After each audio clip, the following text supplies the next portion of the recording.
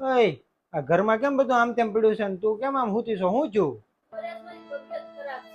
તબિયત ખરાબ છે તારી? ઓહો હો. અરે મેં આજ વિચાર્યું તું કે તને બહાર લઈ જાવ અને તારી હાટુ છે ને થોડીક હાડીની ખરીદી કરી લઉં. ને ત્યાંથી પછી મારા દોસ્તારે શોરૂમ શરૂ કર્યો છે જ્વેલર્સ નો. તમે કોઈ ત્યાં લઈ જાવ અને ત્યાંથી છે ને તારી હાટુ એકાદું ઘરેણું કરાવી લઉં. પણ હવે તને મજા જ નથી તો શું કરવાના? રેવા દેવા બીજું હું. પણ આ ઊભા તો રહ્યો. હું મને એટલો બધો કઈ વાંધો જ નથી. એમ તો સારું છે મને. તોય તું એક વખત ચેક કરી લે. કઈ શરીર કઈ દુખતું નથી ને તને? ના ના મને શરીરે નથી દુખતું. તાવ જેવું લાગે છે?